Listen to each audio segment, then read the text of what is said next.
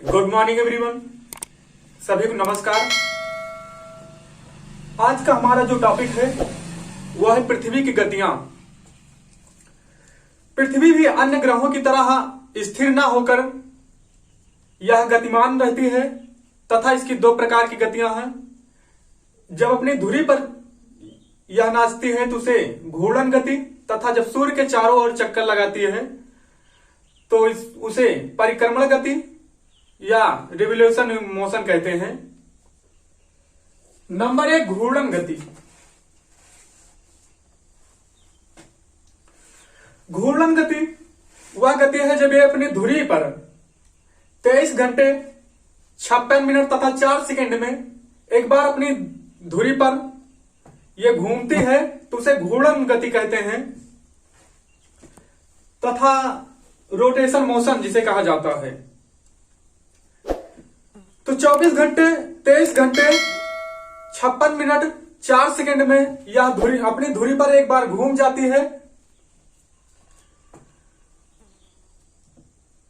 जिसके कारण दिन और रात अस्तित्व में आते हैं। तथा इसी घूर्णन गति के कारण कोरियोलिस बल की उत्पन्न होती है, जिससे उत्तरी गोलार्ध से आने वाली हवाएं अपनी दाईं ओर तथा दक्षिणी गोलार्ध से आने वाली हवाएं अपनी बाईं ओर मुड़ जाती हैं।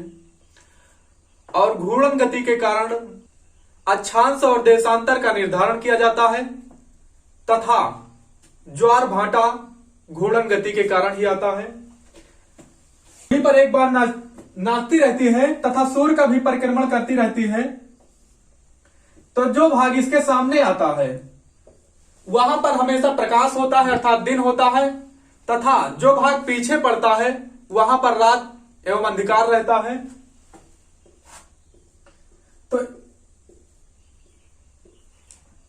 तो घूर्णन गति के कारण दिन और रात होते हैं, तथा समुद्रों में ज्वार भाटा आता है। कोरियोलिस बल उत्पन्न होता है, जिसके कारण उत्तरी ध्रुव से आने वाली हवाएं अपनी दाईं ओर तथा दक्षिणी ध्रुव से आने वाली हवाएं अपनी बाईं ओर मुड़ जाती हैं। और देशांतर और अक्षांश का निर्धारण होता है। जो घूर्णन गति की स्पीड है वह 1670 किलोमीटर प्रति घंटा की रफ्तार से अपनी धुरी पर चक्कर लगाती है, तथा यह 23 घंटे 56 मिनट तथा 4 सेकंड में अपनी धुरी पर एक बार घूम जाती है। उसके बाद जो दूसरी गति है उसे परिक्रमण गति कहते हैं या रिवोल्यूशन मोशन। इसे जब सूर्य के चतुर्दिक चारों ओर दीर्घ वृत्ताकार पथ पर पृथ्वी जब चक्कर लगाती है तो उसे परिक्रमण गति या वार्षिक गति कहते हैं। यह 30 किलोमीटर प्रति सेकंड की गति से सूर्य के चारों ओर दीर्घ वृत्ताकार पथ पर चक्कर लगाती है, अर्थात एक सेकंड में 30 किलोमीटर की रफ्तार लेती है।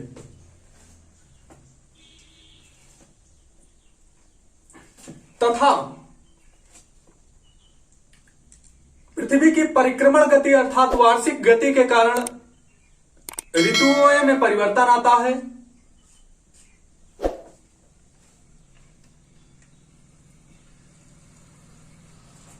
और यह गोल चक्कर न लगाकर एक दीर्घ वृत्ताकार पथ पर चक्कर लगाती है, अर्थात अंडाकार मार्ग पर चक्कर लगाती है, जिसके कारण दो स्थितियां पैदा होती हैं, एक उपसौर तथा दूसरी अपसौर। जिसके कारण 3 जनवरी को सूर्य जो है पृथ्वी के सबसे नजदीक होता है, तथा 4 जुलाई को सूर्य जो है पृथ्वी से सबसे दूर रहता है, अर्थात 3 जनवरी को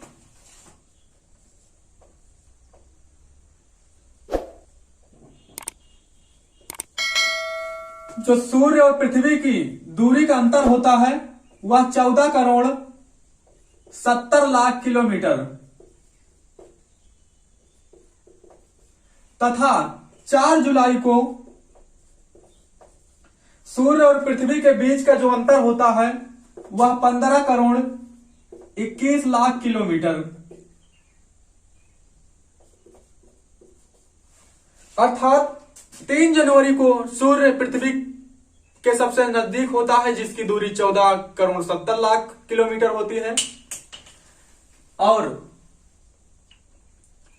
4 जुलाई को सूर्य पृथ्वी से दूर रहता है। उस समय पृथ्वी और सूर्य की दूरी 15 करोड़ 21 लाख किलोमीटर का अंतर रहता है। 21 जून को जो है सूर्य की जो किरणें हैं वह कर्क रेखा पर लंबवत पड़ती है, अर्थात उत्तरी गोलार्ध में सूर्य चमकता है। 21 जून को सूर्य कर्क रेखा के एकदम ऊंचाई पर रहता है, अर्थात कर्क रेखा पर लंबवत चमकता है, जिसके कारण उत्तरी गोलार्ध में सबसे बड़ा दिन होता है। और इसी के विपरीत दक्षिणी गोलार्ध में इसके विपरीत दशा होती है। और उत्तरी गोलार्ध में ग्रीष्म ऋतु आती है। देखिए, जब यहां 21 जून है, 21 जून में जो सूर्य की किरणें हैं, अर्थात सूर्य कर्क रेखा पर लंबवत चमकता है, जिसके कारण उत्तरी गोलार्ध में ग्रीष्म ऋतु तथा दक्षिणी गोलार्ध में सूर्य एकदम तिरछा चमकता है उस समय, तो दक्षिणी गोलार्ध में शरद ऋतु आती है। 22 दिसंबर को सूर्य जो है मकर रेखा पर लंबवत चमकता है, और इस कारण 22 दिसंबर को दक्षिणी गोलार्ध में ग्रीष्म ऋतु आती है। और इसी के विपरीत उत्तरी गोलार्ध में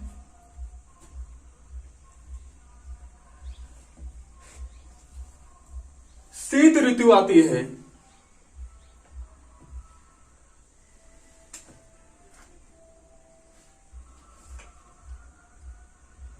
तथा 22 दिसंबर को दक्षिणी गोलार्ध में सबसे बड़ा दिन होता है, और 22 दिसंबर को उत्तरी गोलार्ध में सबसे छोटा दिन तथा सबसे बड़ी रात होती है।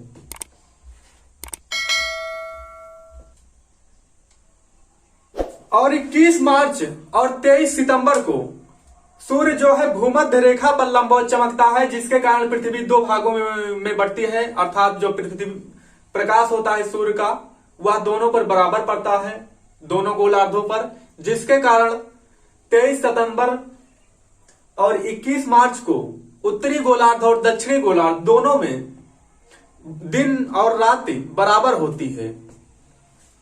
ये रहा जब सूर्य यहां भूमध्य रेखा पर लंबवत चमकता है,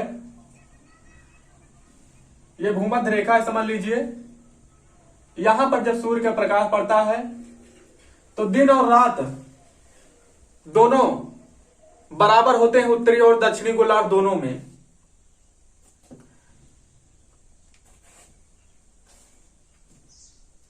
तथा उत्तरी गोलार्ध में उस समय बसंत ऋतु होती है, वहीं दक्षिणी गोलार्ध में उस समय शीत ऋतु होती है। पृथ्वी अपने ध्रुव पर 23.5 अंश झुके होने के कारण उत्तरी गोलार्ध में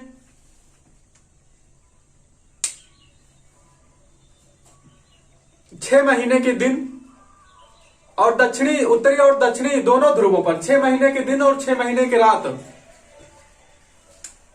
होते हैं।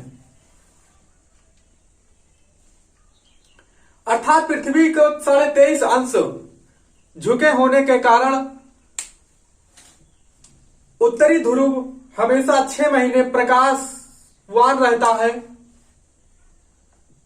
और 6 महीने प्रकाशहीन रहता है, अर्थात अंधकार रात 6 महीने के और 6 महीने के दिन इस अपनी अवस्था में आते हैं। तो पृथ्वी के परिक्रमण गति के जो कारण हैं उनसे कुछ प्रभाव पड़ते हैं। यह है ऋतु का परिवर्तन होता है, ताप में भिन्नता पाई जाती है, अर्थात पृथ्वी के परिक्रमण गति के कारण ही कहीं पर ग्रीष्म ऋतु तो कहीं पर शीत ऋतु, कहीं पर शरद ऋतु तो कहीं पर बसंत ऋतु, अर्थात परिक्रमण गति के कारण एक स्थान पर हमेशा ताप में परिवर्तन आते रहते हैं, अर्थात ध्रुवों पर 6 महीने और 6 महीने के दिन अस्तित्व में आते हैं।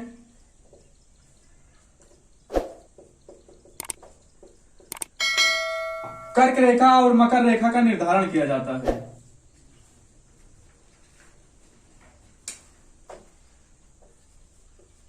तो पृथ्वी के परिक्रमण गति के कारण ये ढेर सारे परिवर्तन होते हैं, अर्थात प्रभाव पड़ते हैं।